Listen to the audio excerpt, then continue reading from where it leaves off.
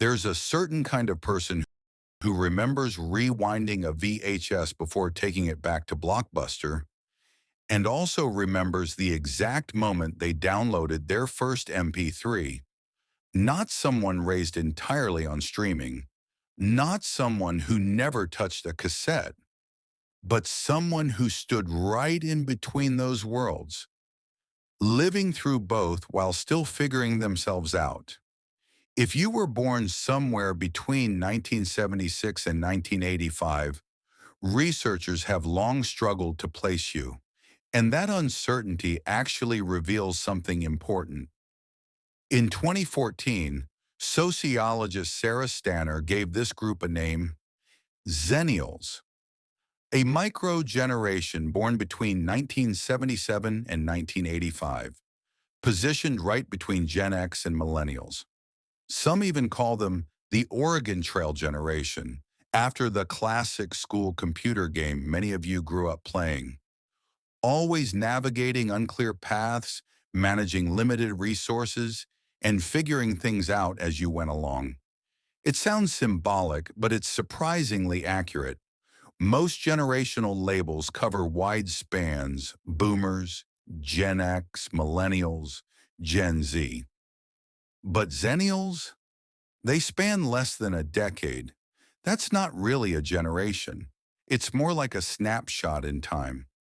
And what happened during that brief window left a lasting imprint that broader labels can't fully explain.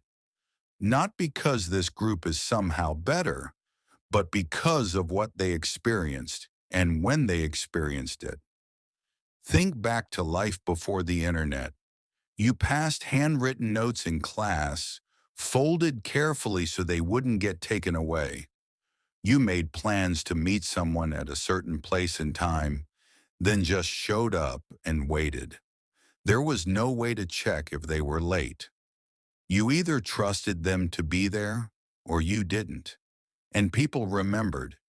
If you missed a TV episode, that was it. Gone. You'd ask a friend what happened and spend days imagining the rest. And your mistakes, awkward moments, arguments, embarrassing phases, they didn't live forever. No one recorded them. No screenshots. No permanent record. They existed in memory, and over time, they softened and faded. That's actually how the brain is designed to work. To let things blur, to hold on to what matters and release what doesn't. Growing up in that kind of environment meant your past could evolve into a story, not a fixed file you were trapped inside. Then just as you were entering your late teens or early 20s, everything changed. Not gradually, but almost all at once. Email, mobile phones, Napster, MySpace, high-speed internet. Within just a few years, the world you knew disappeared, replaced by something entirely new. Research in neuroscience shows that the brain areas responsible for learning new systems continue developing until around age 25. And right during that window, you encountered the full force of the digital revolution.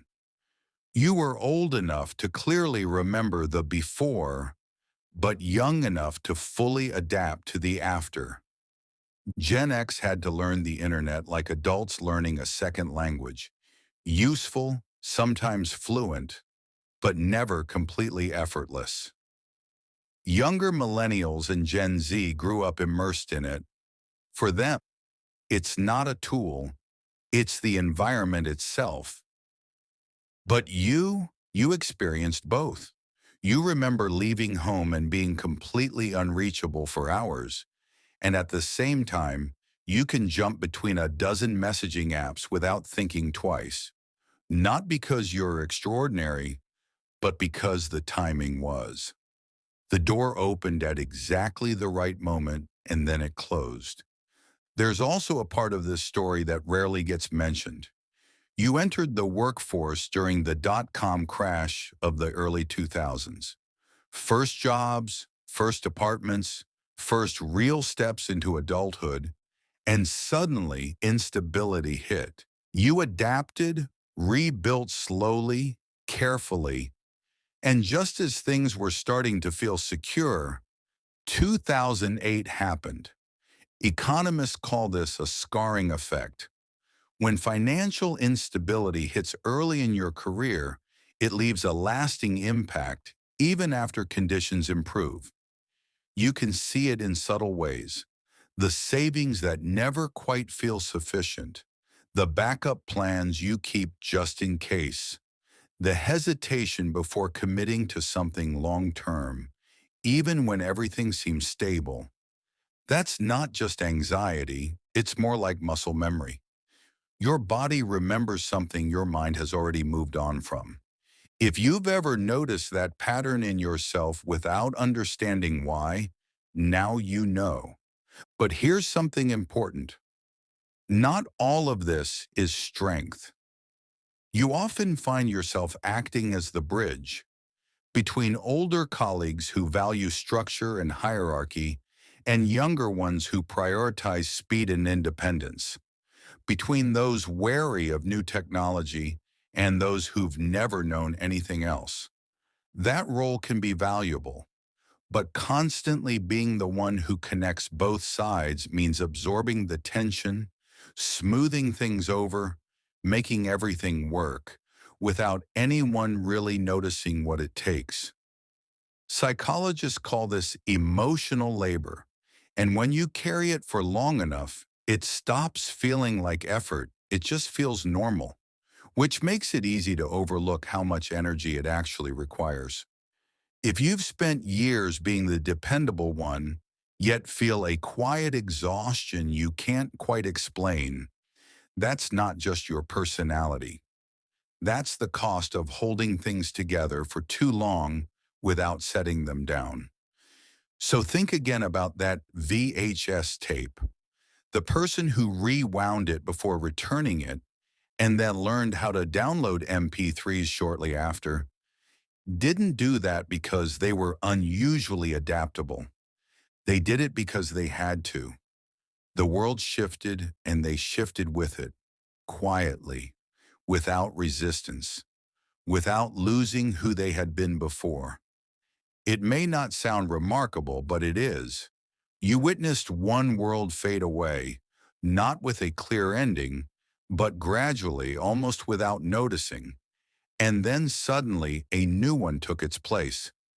You were old enough to understand what was being lost, and young enough to move forward without getting stuck in between. Most people experience one version of the world. You experience the transition, the seam where one era stitched itself into another. And through that, you learn something most people don't. Who you are isn't defined by the world you started in. At a time when everything keeps changing for everyone, those who have already learned how to adapt without losing themselves carry something rare, something that can't really be taught, only lived.